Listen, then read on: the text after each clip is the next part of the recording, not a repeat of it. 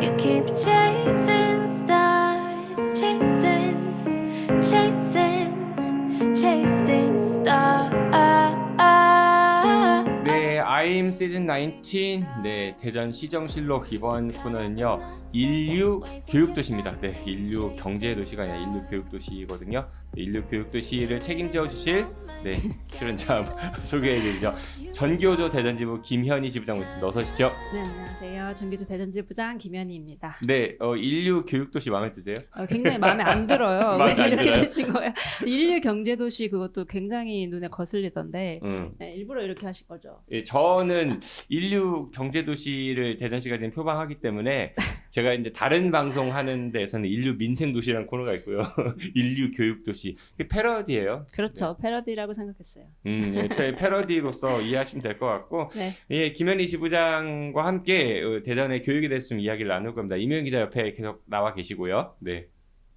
네, 지부장님 안녕하세요. 네. 자체 안녕하세요. 발광. 새해 복 많이 받으세요. 새해 복 많이 받으세요. 네. 첫 번째는 어떤 거 가지고 오셨어요?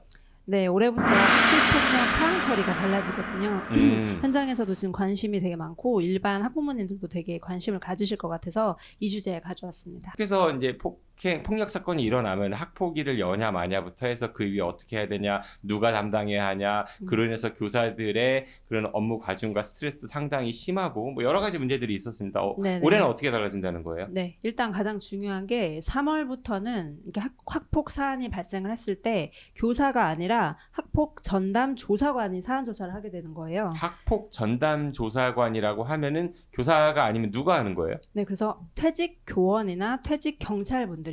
네, 이분들을 위촉직 형태로 고용을 하는 거고 전국적으로 한 2,700여 명 정도인데 전국 이 지역마다 전국 교육 지원청들이 있잖아요. 교육 지원청이 177개 정도 있는데 여기에 교육 지원청마다 15명씩 배치를 한다는 거죠. 그래서 지금까지는 학폭 사안이 발생하면은 이 사안 조사를 교사들이 했잖아요. 근데 네. 이분들이 이제는 전담 조사관이 조사를 하고 학교에서는 이 조사 결과를 바탕으로 해서 학교 자체적으로 해결을 할지 말지 이거를 결정을 하는 거예요. 그래서 학교에서 해결이 되면 좋고 안 되면은 이것을 지원청의 학교 폭력 제로 센터라는 거에다가 이제 거기서 넘기는 거죠. 그래서 거기서 검토를 하고 학교폭력심의위원회에 심의를 요청하는 거예요. 학교장이 그럼 이 사안을 그냥 우리 학교에서 자체적으로 해결할 수 있습니다라고 결정하든지 아니면 학교에서 못하겠으니 교육지원청에서 해주세요라고 보내든지 네네네. 교육지원청으로 보내면 학교폭력심의위원회가 열려서 거기에서 처리한다 이런 거죠. 네, 그리고 또 하나 중요하게 바뀌는 게 있는데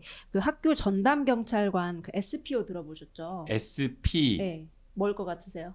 스쿨 폴리스. 맞아요. 네, 맞아요. 스쿨 폴리스 오피서인데 네. 이제 오피서 SPO. 네, 네. 네. 그래서 SPO인데 이들의 역할도 확대를 하고 지금 이 SPO가 전국에 1,000여 명 정도 계세요. 근데 이분들을 한 10% 그래서 105명 정도를 증원을 하고 이분들에게 좀 더 많은 역할을 부여하겠다. 이게 이제 두 가지 골자인 거예요. 네. 이 학교 그 SPO라는 분들은 그럼 학교마다 있는 거예요?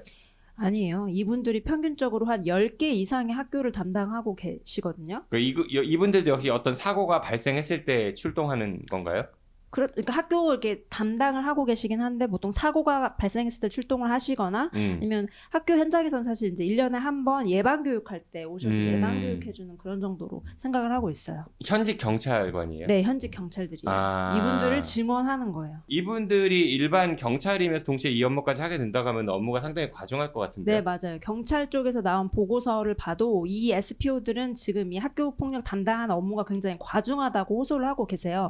이 업무만 하는 게 아니니까. 근데 정작 또 학교에서는 이 한 명이 10몇 개 학교를 담당하고 있다 보니까 이분들이 정작 뭐 필요할 때 연락이 안 되기도 하고 이렇게 계속 이제 소통을 할 수가 없잖아요. 그러다 보니까 이분들이 뭘 하는지를 잘 모르겠다라고 하면서 SPO 분들은 업무가 과중하다고 호소하고 계시고 현장에서는 정작 실효성을 못 느끼니까 양쪽 다 약간은 이제 불만족 상태인 거죠. 거기다가 한쪽 학교에서 사고가 나서 가 있는 상태에서 다른 학교 사고 나면은 그쵸. 이것도 해결하기 좀 쉽지 않은 붕 떠버리는 거고. 맞아요. 그래서 경찰 쪽에서는 좀 불만이 많다고 들었어요. 네. 지금 SPO가 학교 현장에서도 그 기능에 대한 어떤 그 부족함을 호소하고 있고 SPO 경찰관 맡은 경찰관 분들도 업무 과중을 호소하고 있으니까 이 학교에서 내가 뭘 전담을 하는 학교에서 어떤 사고가 났을 때 또 그 SPO도 자유롭지 못하거든요. 그래서 그런 것들이 되게 부담이 크고 이번에 학교폭력 사안 처리가 바뀌면서 학교 전담 조사관이 생겼잖아요. 근데 이 조사관을 또 이 SPO가 지원을 해준 역할까지 하거든요. 그러니까 정말 이분들은 너무 힘들 거다. 현장에서 학교 폭력 문제 관련해서 가장 많이 말씀을 하셨던 부분이 학교 폭력 예방법을 대폭 개정을 해야 된다. 거의 폐지 수준으로 대폭 개정을 해야 된다는 말씀을 많이 하셨어요. 이 학교 폭력 예방법이 만들어진 게 2004년도거든요. 20년이 된 거예요. 그리고 개정을 한 28회 정도 했어요. 그래서 진짜 완전히 이게 지금 시대에 안 맞고 좀 비현실적이라는 말씀들을 많이 하시는데 가장 큰 문제가 이 학교 폭력 예방법에서 정의하는 그 학폭의 정의가 우리나라가 정의하는 학폭의 정의가 세계에서 가장 넓어요. 그러니까 피해 주체가 학생이기만 하면 어느 시간 어느 장소에서 일이 벌어졌어도 그게 다 학폭 신고가 되는 거예요. 학교 아니 아니어도 그렇죠. 학교 아니어도 뭐 학원에서 그래도. 해도 심지어 외국에서 했어도 그리고 그냥 뭐 때리거나 뭐 욕하거나 이 정도가 아니라 그냥 흘겨보고 이거 학교 폭력이다라고 하면 학교 폭력이 되는 거예요. 나 상처받았어. 네, 나 상처받았어 하면 그게 학교 폭력이 되는 거죠. 근데 실제로 그런 일이 많이 발생하고 그 뭐 더 글로리에서 막 봤을 때 그 문동은이 당했던 그런 수준의 학폭은 사실 요새는 많이 일어나진 않죠. 어딘가에서는 일어나고 있고 해결을 해야 되지만 그런데 이렇게 가해자랑 피해자가 분명히 구별되고 이런 것들이 사실 요새는 많이 줄어들었단 말이에요. 그런데 이 모든 것을 다 학폭으로 정의를 해버리니까 학교에서는 이게 굉장히 비현실적이다. 학폭법을 먼저 개정해라라는 요구가 가장 높았어요. 그래서 이거를 안 건드리고 여러 가지를 사실 이제 뭐 전담 조사관 생기고 SPO 증언하면은 기본적으로는 그 방향성은 맞다고 보거든요. 그 동의하죠. 이제 학교 현장의 어려움을 인식해줬구나 하고 큰 틀을 먼저 바꿔야지 이렇게. 그런데 그 중간 땜질식인 하나하나. 거죠. 지금 이 상태면은 땜질식이고 현장에서 과연 실효성이 있을까? 의구심이 좀 있죠. 알겠습니다. 이 학교 폭력 관련해서는 현장의 목소리가 많은 만큼 교육당국 또 뭐 국회의원들 이제 총선 곧 다가오니까요. 전교조도 이런 거 좀 정책 질의해서 후보들에게 전달하는 거 해보면 좋겠네요. 계획 있으세요? 네, 그렇죠. 하고 있습니다. 예, 그 나중에 결과 나오면 좀 어떤 후보가 뭐 긍정이다, 부정이다 이런 얘기 좀 전해주시면은 예, 방송에 소개해드리면 좋을 것 같습니다. 네네. 네, 학교 폭력이 올해 3월부터 좀 처리가 일단은요, 네, 조사관이 새로 온다는 거 여러분 기억해 두시고요. 네, 이런 문제들이 있다고 하네요. 두 번째는 어떤 거 갖고 오셨나요? 네, 일단 키워드를 AI가 교육을 구원할 수 있을까 이렇게 잡았습니다. 인공지능 네. 시대입니다. 네, 챗 GPT로 촉발된 인공지능. 그 챗 GPT로 숙제 내는 학생들 진짜 있어요? 그럼요. 네, 그럼요. 있어요? 무조건 있죠. 네. 어떻게 알아요, 그거? 그렇게 학생들이 말하기도 하고 어른들도 많이 이용하잖아요. 학생들은 더 많이 이용한다고 봐요. 저는 이용 안 합니다. 잘하고 계십니다.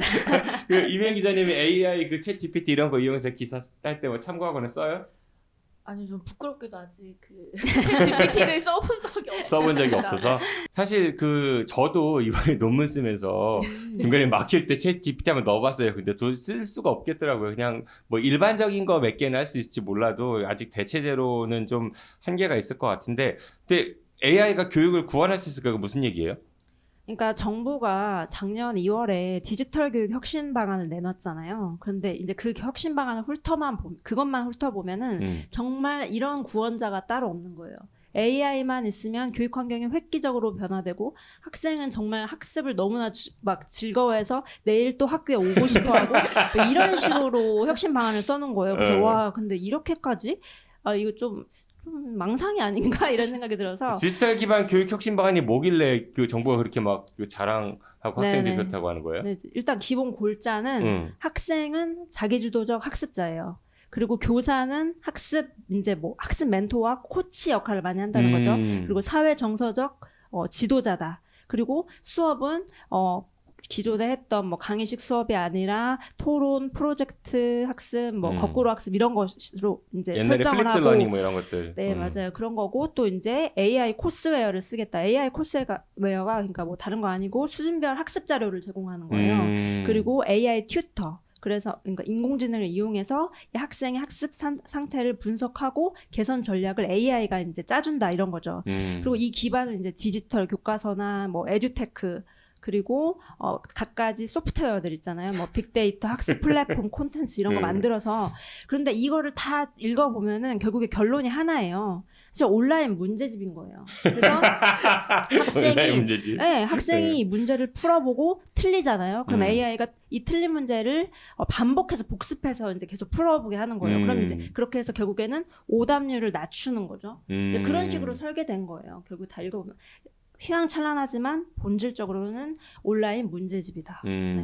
우리가 사실 뭐 여러 가지 그 디지털 환경이 들어서면서 교육 현장도 저 어렸을 때랑 많이 달라졌어요. 일단 네. 뭐 전자 칠판 같은 것만 봐도 굉장히 네. 신기하고 그런데 그러니까 그런 편의성이 좀 달라지긴 했지만 그리고 그 교육 자료의 폭이 좀 넓어지긴 했지만은 거기에 따른 또 학생들의 학습 부담 가중 이런 것도 많을 수밖에 없잖아요. 학습 부담 가중도 있고 이게 우리가 이제 코로나 팬데믹 때 겪어봤잖아요. 학생들이 그러니까 학교를 못 오면서 생겼던 그런 학습 부진 이거는 일단 둘째치고 그 정서 지체, 맞아요. 발달 지체 이 부분을 저희 교사들이 정말 두 눈으로 봤어요. 그리고 아이들이 마스크를 계속 쓰고 있다 보니까 생기는 그런 언어 발달 같은 것도 제가 굉장히 걱정스러웠단 말이에요. 교사들 입장에서. 근데 이제 겨우겨우 이걸 이제 원상복귀해서 학생들이 학교에 와서 선생님들과 그리고 친구들과 상호작용하고 교감하고 관계를 맺고 이런 거가 얼마나 중요해요. 그거를 하러 학교에 와야 되는데 거기서 다시 학생들의 그런 상호작용을 빼앗고 그 손에 다시 디지털 기기를 쥐어준다는 거예요. 그러니까 저는 이것이 진짜 큰 문제다라고 생각을 하거든요. 학교는 그 아이들 공부 학습하는 그런 공간이기도 하지만 동시에 아이들이 그 사회화가 되는 과정에 있어서 그럼요. 상당히 중요한 역할, 네. 뭐 그 영어를 써서 죄송한 소셜 인터랙티브를 할 수 있는 그런 곳이어야 하는데 그렇죠. 이렇게 문제 풀고 성적 올리고 이게 초점 두면 그래서 만약에 정말로 AI 통해 가지고 모든 학생이 다 100점 맞아 그럼 어떻게 되지 그 다음에는? 아 그럼 그 뭐 다 의대 같은 성적이 되는 아니 거야? 그렇게 되면 좋겠는데 그렇게 될 리가 없는 게 너무 잔인하니까. 아니 그렇게 되면 좋겠어요? 그렇게 될 거 그렇게 되지가 된다고 하면 않고. 그럼 뭘로 그 다음에 뭘로 평가할 거야? 만약에 다 100점 맞아. AI로 인해서 교육 혁신 그래 다 좋아. 학습 부진화가 없어 다 100점. 수능 다 만점. 그 다음에 어떻게 하지? 그러면은 뭘로 가르지? 그렇잖아요. 그러니까 이게 정말 굉장히 중요한 철학이 좀 담겨 맞아요. 있어야 하는데 네. 그런 거 없이 가다 보니까 이렇게 좀 뒤죽박죽 되는 게 아닌가. 사실 이런 교육 그 디지털 뭐 이런 것들은 부수적 역할을 하는 거잖아요. 그렇죠. 도구죠. 그러니까 AI를 활용해서 교사한테도 도움을 줄 수 있고 학생한테도 도움을 줄 수 있다고 저는 분명히 생각하거든요.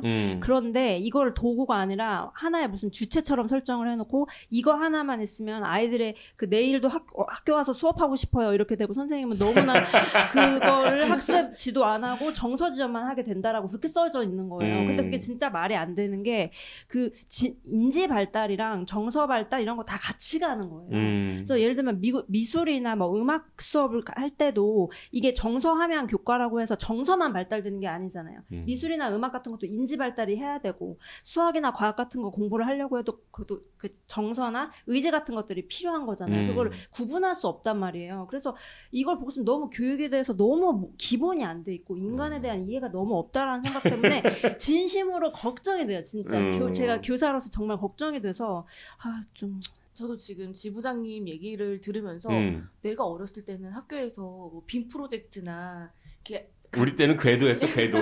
궤도 뭔지 알아요? 뭐 이렇게 넘기는 거 궤도에 궤도. 지부장 궤도 알아요? 알죠.